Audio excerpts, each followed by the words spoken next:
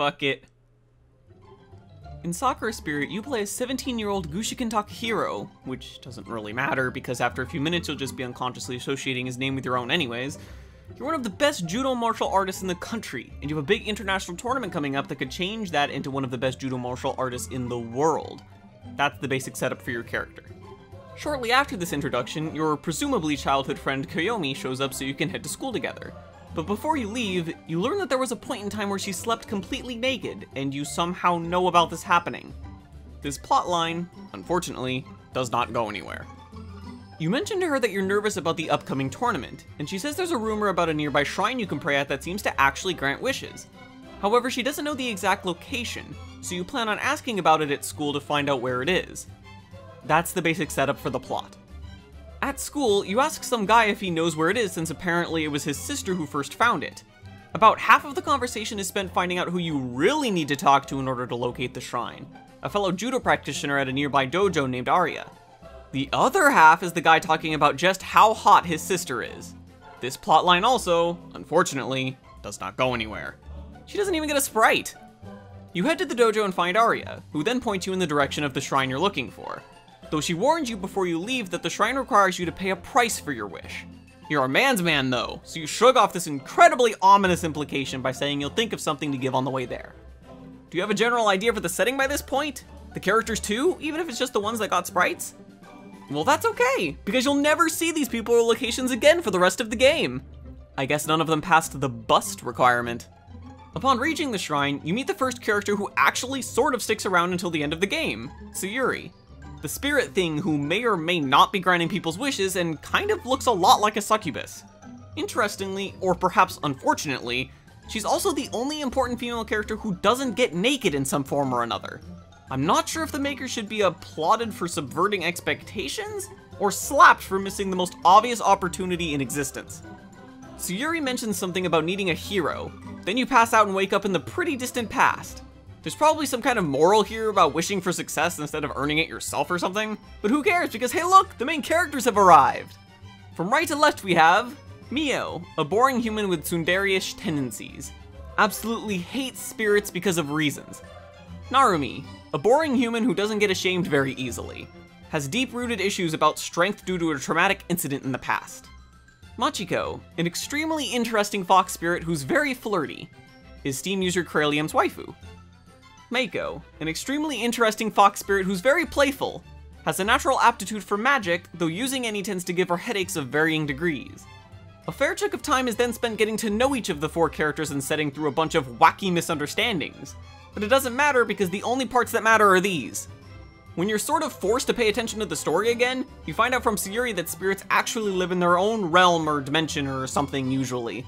But due to some vague accident, some slipped through. Machiko and Meiko are two of them, along with 4 others. Did I mention the other 4 are slime girls? Well, the other 4 are slime girls. Nice. Anyways, it turns out one of the slime girls is harassing the nearby town, and it's a good chance to get the humans to see that spirits aren't evil by having Machiko and Meiko help drive her away. Oh, wait, I forgot to mention that the townsfolk weren't very fond of spirits. Well, it doesn't matter all too much, because after you successfully get the slime girl to leave, everyone seems to get over it pretty much instantly. Now that's what I call results. After the dust settles, you head to the village elder's house or hut or shack or whatever it is, along with the other 4 main characters in order to discuss the situation and other serious things. When you reveal that Machiko and Meiko are here by accident, Machiko has a panic attack and moves to another room with Narumi. When they're alone, Narumi reveals that she and Machiko were friends when they were little, but then something tragic happened and they weren't friends anymore or something. I think everything was on fire or something, I don't know, it was pretty vague. While everyone starts coping with various situations, you head off with Narumi so that you can learn about her deep-rooted issues about strength. She also lets slip about the whole knowing Machiko when they were kids thing. The whole situation is pretty serious, so it's not long before you head back with Narumi to make sure everyone is doing alright. But it turns out to be okay, because they've handled their problems the way anyone would. By drinking to the point of being completely shit-faced. No, really, you never hear about any of these problems ever again. Alcohol works wonders. So drunken shenanigans happen, and there's a part where you go sit by the village elder for a bit and you talk about the sky and stars. And I shit you not, the background is completely black. As in there isn't one. They didn't even put some white dots or something to make it seem like they tried. It's just empty. Quite a bit later, as in days later, Siri shows up and gives you some kind of vague warning. What is it with these characters and being purposely vague? This leads into the first and only choice you get in the game. Do you talk to the Fox Spirit Sisters about this vague warning, or the human village girls? Wait, this is a choice? Really? Talk to the boring human characters or the super interesting Fox Spirits? Pac-Man has more difficult choices. After you take the only choice available and go talk to Machiko and Mako, there's a lot of talk about who you have real feelings for. You mostly manage to dodge this by saying you have the judo tournament to worry about, and you'll decide afterwards. You then head over to the festival that the town is holding. Not long after, all 4 slime girls show up. Now it's a party. Oh, wait, they're here for revenge from earlier. Did they purposely time it to be when the festival was being held? Sure is convenient that we decided to attend. Anyways, after some chastising, the slime girls agree to be more docile so that there can be true coexistence, and everyone lived happily ever after. Well, except the part where Sayuri shows up and tells you that you need to get your ass back to the shrine if you want to get back to your own time. You don't have time to say goodbye to anyone, which sucks, but hey, you've got a judo tournament to win. After you win the tournament, of course, a few weeks pass and you've been trying to get back to the girls' time with no luck. You've also apparently stopped giving a shit about people in your own time because you still don't see anyone from the intro. I wasn't kidding when I said they were gone for good. But on your latest visit to the shrine, turns out Mako has been practicing her magic and she manages to summon you back on her own. Talk about being best girl.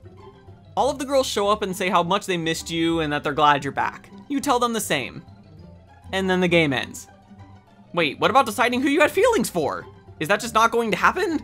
Just maybe hope for a sequel and then something might happen? Well, whatever, it's not like there was going to be an explicit scene or anything anyways. Anyways, that was... Wait a minute, that background wasn't in the game? What the hell? Did they just forget to add it in? Maybe that was supposed to be the background during the Sky and Star talk with the Elder. Regardless, that was Sakura Spirit. I may seem to have abridged these events quite a bit, but it only took about 2 hours to read. That may have been to the game's benefit though, since it prioritized the CG scenes, and let's face it, that's what everyone's reading for. Kind of a shame that it didn't want to be explicit though. I mean, when characters are already naked but just barely have their nipples covered, you may as well go the full mile.